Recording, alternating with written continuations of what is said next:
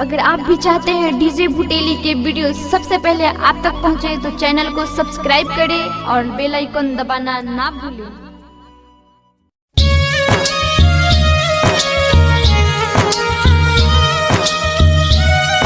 biharmasti.in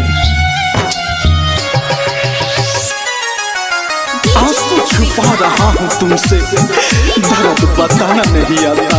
बैठे बैठे भीग जाती है पलके, दर्द छुपाना नहीं आता। चोट घाव पर लगी तो दुखाई काहे ना, चोट घाव पर लगी तो दुखाई काहे ना। भगवान जी हो जब दिल तू बनवला तो दवाई काहे ना, जब तो दवाई काहे ना। चोट घाव पर लगी तो दुखाई काहे ना। भगवान जी हो जब दिल तू बनवला तो दवाई काहे ना, जब दिल तू बनवला तो दवाई काहे ना। हर तन्हा रात में एक नाम याद आता है, कभी सुबह कभी शाम याद आता है। जब सोचते हैं कर ले दोबारा मोहब्बत, फिर पहली मोहब्बत का अंजाम याद आता है। प्यार में धोखा जब मिले लगी से, बहाना दवाई दर्द मिटाई लोग कहीं से हो। प्यार में धोखा जब मिले लगी से, बहाना दवाई दर्द मिटाई लोग कहीं से।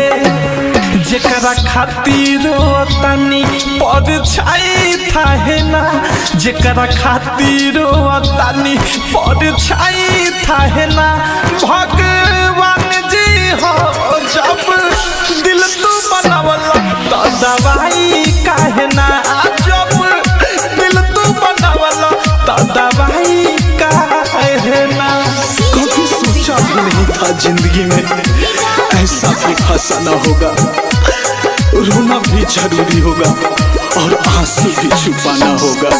खोजलो पर मिलत नहीं खे कहीं दवा खाना में, मन नहीं करे थारू जिए के ये जमाना में।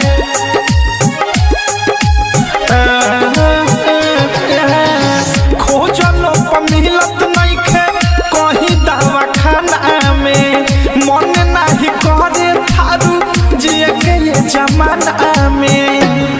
अवध से अनुराग मिसाइल पछताई काहे ना, अवध से अनुराग मिसाइल पछताई काहे ना। भगवान जी हो जब दिल तू बनवला तो दवाई काहे ना, जब दिल तू बनवला तो दवाई काहे ना। चोट घाव पर लगी तो दुखाई काहे ना। भगवान जी हो जब दिल तू बनवला तो दवाई काहे ना, जब दिल तू बनवला तो दवाई काहे ना। biharmasti.in